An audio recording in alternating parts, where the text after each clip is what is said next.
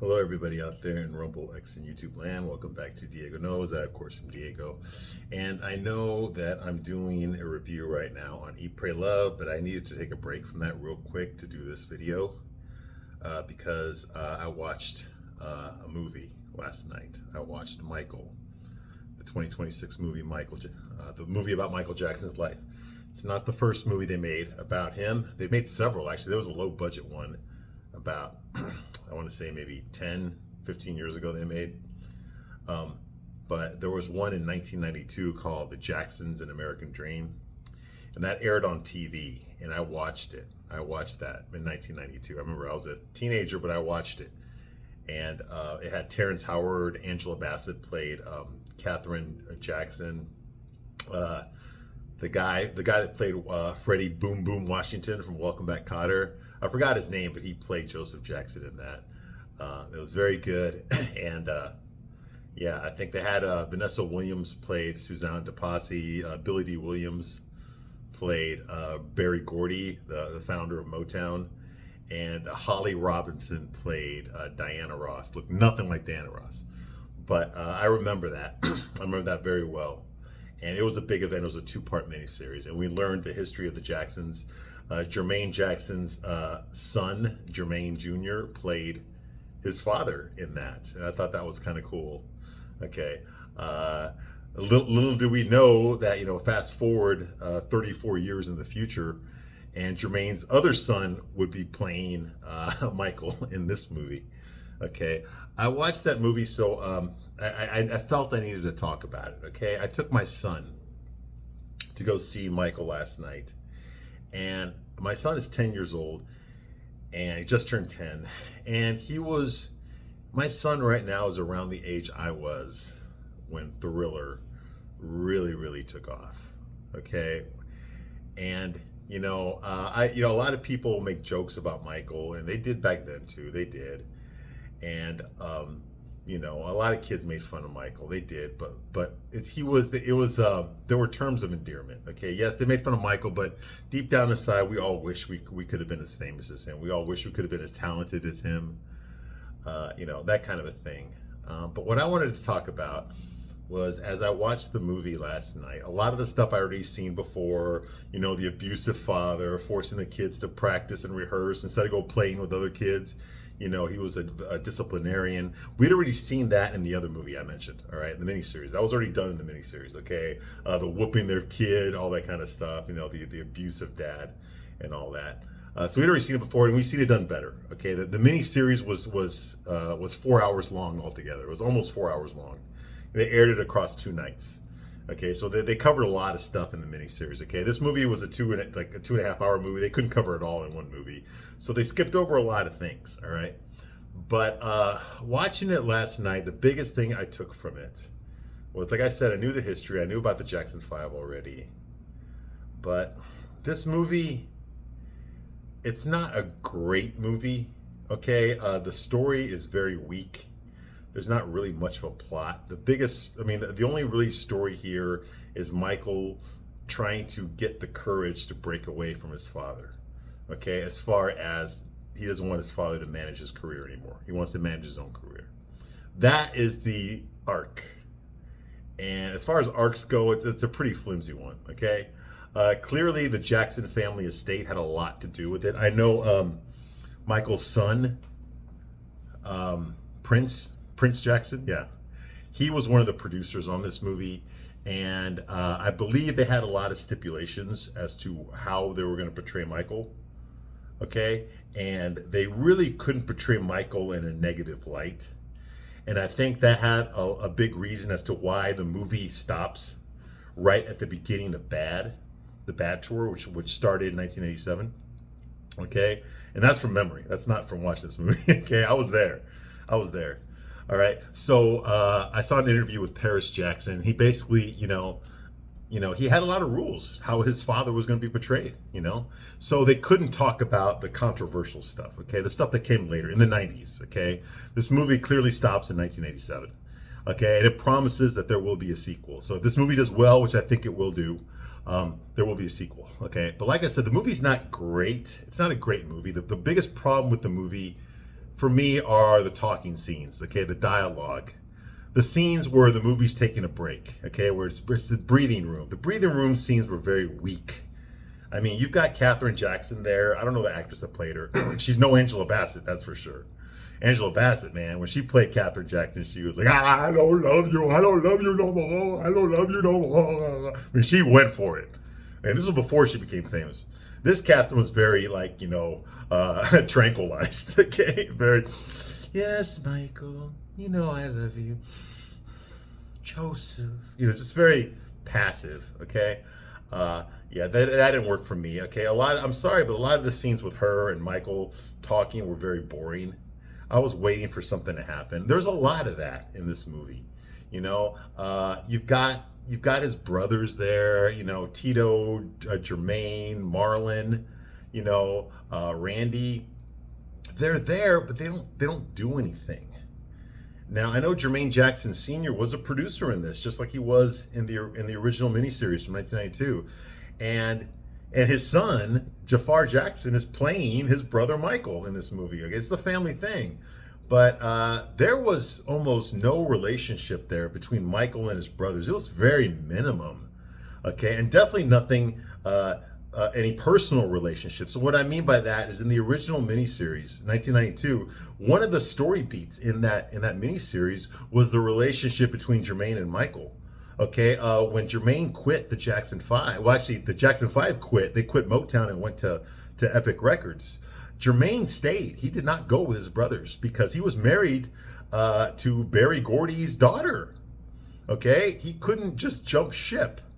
Okay, so the Jacksons, they left Motown and they had to replace Jermaine with Randy. And one of the big things about the miniseries was Michael. When he talks to Jermaine, he's begging Jermaine, don't do this. Don't break up the family. He's like, how am I going to look to my left and not see you there? That was a big story point, And, and the loneliness that Michael felt when his brother wasn't there, when Jermaine wasn't there, that hurt. And you felt that in the miniseries. There was none of that here. There was none of that in here. There was no interpersonal relationships between Michael and his brothers. And I thought that was odd. We see LaToya show up every once in a while, but she's just in the background or she's in the foreground. She'll say a couple things, but that's it. She has no purpose in the movie. And this is something that's going to piss off a lot of people. Okay, Janet Jackson does not exist in this universe. How the hell do you leave out Janet Jackson? Janet freaking Jackson is not in this movie. They don't even have an actress playing her in this movie. She's not even mentioned. It's like she doesn't exist. Well, from what I heard, Janet did not want to endorse this movie. Okay, she did not. She did not agree with it. Okay, and more power to her. If that's how she feels, that's fine. So I guess out of respect, they just said, okay, well, since Janet doesn't approve of this, we're just not going to put her in the movie. But that's just ridiculous. I mean, Janet is the second most famous Jackson. Okay, she's got an incredible career herself. To leave her out of this movie, to not show the relationship between Michael and Janet is just ridiculous. Like, how could you leave that out? I know why they did it, but at some point, we're the fans. The movie was made for us. It wasn't made this movie wasn't made so that just the relatives could see it. This movie was made for the general audience. This movie was made for the public, for the Michael fans. Okay, we want to see Michael talking to his little sister. We want to see that, and we didn't get that here. Okay, so that bothered me. A lot of the bureaucratic stuff, talking to lawyers, talking to agents, to me, that stuff was kind of boring. Miles Teller is a really good actor. Okay, he's really good. He did a miniseries called The Offer, which is about the making of the Godfather movie, and he was incredible in that. Okay, and of course, if you've seen, was it called Whiplash? I think it was called Whiplash. Okay, the one with J.K. Simmons played the music instructor at Juilliard that was just abusing his students, and Miles Teller was the drummer. Yeah, he was incredible in that too. Okay, so I know he's a good actor. Okay, he was terrible in Fantastic Four, but I know he's a good actor. Okay, and the scenes with him was just boring. His role was very underwritten. He's just there to nod at whatever Michael says. You know what, Michael? I think you can go all the way. Okay, I want him. like that. It's just like he's just there so that Michael can have someone to look at and talk to. He doesn't really serve much of a purpose. Mike Myers has a small role as the president of CBS Records or something, and he's just there as a joke. He's just there to have one scene where he calls the chairman of MTV and basically threatens to pull all of his CBS musicians, pull all their videos off of MTV if they don't give Michael a shot. Because back then MTV did not play black musicians on MTV. MTV was for white kids in the suburbs. That's what it was. I remember when it came out. That's what it was. Okay, and Michael changed that. So with the Thriller video. Okay, so that scene was just kind of a little cringe. It's just like, okay, here's Mike Myers. Obviously, he needs a paycheck, and he's just there to have a scene where he basically tells the head of MTV, take all those tapes and records and wrap them up and shove them up your ass. It's just like, okay, all right, dude, I get it. Okay, that's his purpose here. Okay. So that stuff I didn't like. Okay, that stuff was boring. Okay, the interpersonal stuff was boring. Okay, when Michael is trying to learn how synthesizers work, how all that expensive equipment works. In the original miniseries, Billy D. Williams played Berry Gordy, and he's one of the most charismatic actors in the world. I mean, I will never be as smooth as Billy D. Williams. That guy is the fucking legend, okay? And the scenes he had with young Michael, where he takes Michael under his wing, that looked very paternal. It didn't look like a boss talking to an employee. It looked like a father who loved his son talking to his son, okay? And we got very little of that here. We got glimpses of it, but then it got pulled away, okay? And it wasn't developed. We never got to see more on that. We got to find out that Michael really liked Berry Gordy, and Berry Gordy was really impressed with Michael, and then that's it. We don't visit that relationship again in this movie, and that bothered me a lot. Okay, because we all know, that the only reason Michael even did the Motown 25 show, where he introduced the whole world to Billie Jean and to the moonwalk, okay, the only reason he did that, okay, was as a favor to Berry Gordy.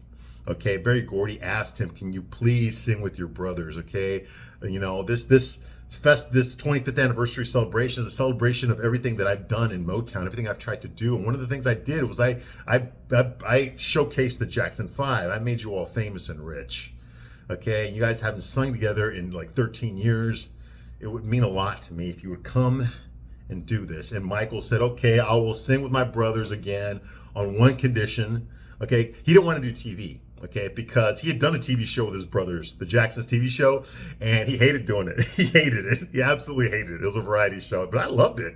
I was like, what was that? On the wall, if you like to see with me, that's that interesting. On the wall, if you're tasted in the messages in the middle of the night. Ooh, hey, can't you see by the dawn's early light? It was a long time ago. All right, it was a variety show. And this was Disco Michael, all right? Dancing Machine Michael, okay? Anyway, and he hated it. He hated doing that show. So he didn't want to do TV, but, Berry Gordy asked him. So he showed up. He did it. And he said, okay, I'll do this. One condition, I want to showcase one of my songs. Just me up there doing my own thing, not with my brothers, just me, okay? And they said, okay, fine, I'll give you a solo act. And that's when he unleashed Billie Jean. And that's when the whole world saw the moonwalk for the first time. Now, the moonwalk had been around since the 1950s, as my son likes to remind me, okay? But nobody knew what the fuck it was, okay? We didn't know, okay? Like the 7-year-old me didn't know that, okay? All we knew is here's this guy singing his ass off and gliding on stage. He's walking forward but moving backwards. It was unbelievable. It was the coolest thing I'd ever seen in my life. And, that's what we thought. That's what most of the world thought when they saw that, And the very next day after that performance, okay, the two greatest dancers in Hollywood, Gene Kelly, and they showed a clip of him in Singing in the Rain in this movie, Gene Kelly and Fred Astaire, they called Michael Jackson the next day and told him that he was the greatest dancer they'd ever seen. Okay, Gene Kelly, okay, Singing in the Rain, Gene Kelly and Fred Astaire called Michael the next day and told him, you're the best dancer we've ever seen, okay? You want to talk about prodigy, you want to talk about, a guy that was just, he wasn't human. Okay, this guy, his every molecule in his body was greatest singer and dancer in the world, greatest pop entertainer in the world. Okay, this guy, with people like Michael come around once every couple hundreds of years. Okay, he's like a Beethoven, he's like a Mozart. Okay, but in the modern era. And you know, when I was a kid, my grandma's sister, she used to tell me all these stories about Elvis. Like, she was there when Elvis came out in the 50s and how that rocked her world. Like, they'd never seen anything like Elvis. Okay, the guy's a white man, he could sing like a black man. You know, and the girls all went crazy when, you know, when it was Elvis the Pelvis and all that. She would tell me stories about this when she was a teenager and how all her friends went crazy over Elvis. You know, and my stepfather, he would tell me the stories about the Beatles. Okay, how like he was a kid, he had a crew cut. All of a sudden, the Beatles got off a plane and landed in America, and everybody went crazy. And the next day, all the kids started growing their hair out long. They started wearing Beatle boots, you know, and dressing like the Beatles and stuff. You know, all that was because of the Beatles. And my stepfather was there for all of that. Okay, and that was in his time, and he just like explained to me everything about the White Album and Abbey Road, you know, and how, you know, what's his name, Brian Setzer or something like that was their manager, and he was gay, and you know, and how they faked Paul's death and all this kind of stuff. You know, Yoko broke them up. He told me everything. Okay, and yeah, because that for him, that was the cool. He was there to see that. He was there to see the Beatles take over the world, the way my great aunt was there to see Elvis take over the world. You see what I mean? In my lifetime, okay, because I'm old. In my lifetime, I was there to see Michael take over the world. Okay, and I saw the movie last night, and I watched it, you know, and I'm just like, oh my God, I transformed into a little kid in that fucking theater last night. I mean, this was the soundtrack of my childhood. You know? I mean, the Jackson 5 stuff, I learned that later on, okay? But when I was a kid, when I've said this in other videos, one of the first songs I ever remember as being as young as I was, the earliest songs I can remember dancing to when I was a toddler was disco. Okay, it was disco music. Okay, and Off the Wall came out at that time, and I remember Off the Wall. I remember I Want to Rock With You, and I remember, you know, the song Off the Wall, and I remember, you know, Don't Stop Till You Get Enough. You know, I remember this stuff as a little kid. I remember watching that on TV, you know, and just Michael, la la, take us through the hours. You know, I remember all that. I want to rock with you all night. I remember that as a kid. And, you know, it's some of the earliest memories that I have. And then I'm getting a little bit older now, you know, I'm like in second grade and third grade. And then all of a sudden, Michael unleashed Thriller to the world. And I remember how much I wanted to get that VHS of the making of Thriller. Okay, the making of Thriller, because we didn't have cable yet at home. So I wanted to get the video. I wanted to rent it from the video store so I could watch the making of Thriller. So I thought I could watch Thriller because I knew John Landis directed. John Landis directed the greatest movie I'd ever seen in my life back then, American Werewolf in London. Okay, and I remember watching Thriller and just going crazy. And how long? Oh my God. How many days did I drive my mom crazy with the "Get Away"? Ah, that was my Halloween costume. I wanted the goddamn red leather jacket with the black V on there and the white glove. And I think about all those hours, all those days I spent practicing the moonwalk. You know, beat it, no one wants to be defeated. Show them how, you know, I did all that. I did Thriller, because this is Thriller night, and no one's gonna save me from the beast about to strike. You know it's Thriller. I mean, I did the whole thing. I'm sitting here watching this movie, and I'm reliving my childhood, and there's my little boy. My little boy is sitting there right next to me, looking at me. Looking at me. Like we're the same fucking age. I mean, it's unbelievable. Unbelievable. This kid, Jafar Jackson, does such an incredible job as Michael. Okay, like I said, the movie's not good. What stops the movie is the dramatic scenes. The story is very weak. It doesn't really go anywhere. It doesn't move the plot forward, okay? Where the movie succeeds is in the musical interludes, the videos. Watching Michael create Beat It Gene, Beat It. Watching that happen.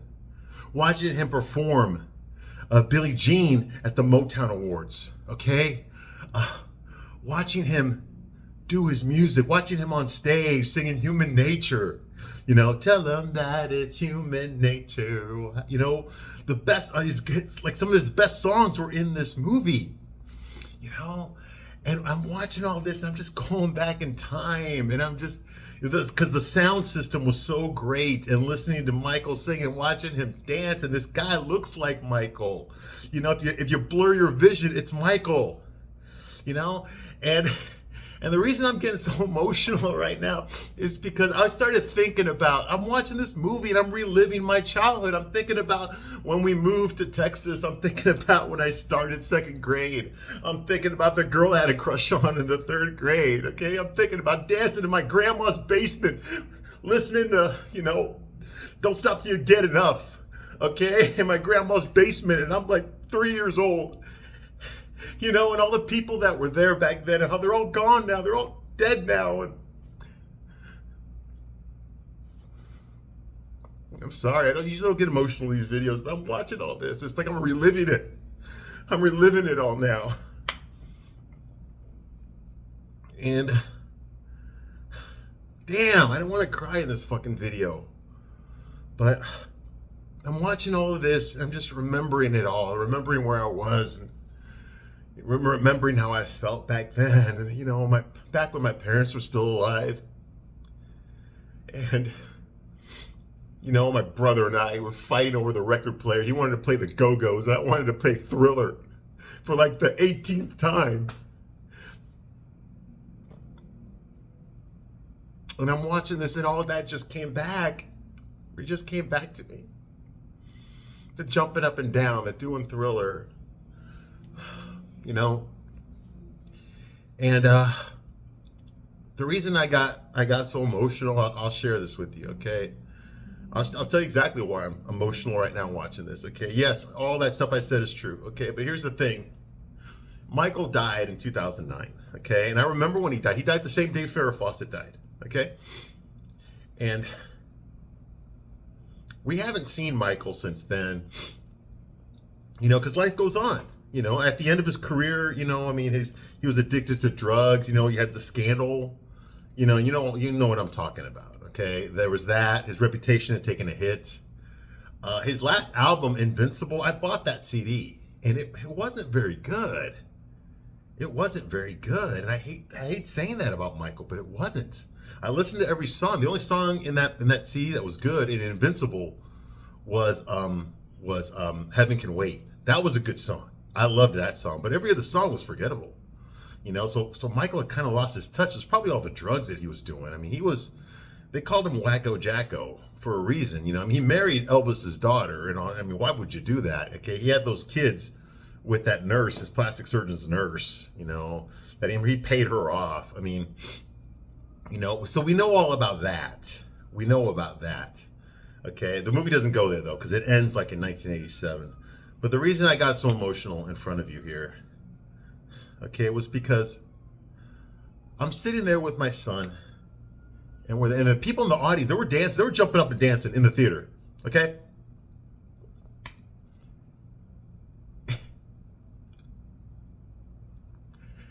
And this guy was such a big part of my life, okay? My childhood, my teenage years. I mean, the fucking Dangerous album came out when I was a teenager, okay? I mean, I was like 19 years old or something, all right? Dangerous. I mean, this is the soundtrack of my life here, okay? His story. I mean, I was there for all of that, okay? And watching this movie and watching this guy do Michael, and just like, for a little while, it felt like Michael was still with us. Okay? It felt like he was still there. And the reason I'm so emotional is I realized while I'm watching this movie, right at the end of the movie, I got teary eyed like I am right now. And the reason is because I miss him so fucking much. I didn't realize how much I missed him. You know, it's like seeing your favorite uncle after 20 years that you haven't seen in 20 years, you know, and then seeing him again and to see that he's still there and he's still alive and he's still healthy and he still remembers you and he still loves you. And, you know, that's what it felt like. That's what watching Michael felt like. It's just like, oh my God, I missed him so fucking much. Like, I missed you so fucking much. I was such a fucking Michael Jackson fan as a kid. I remember his hair caught on fire. I remember all that.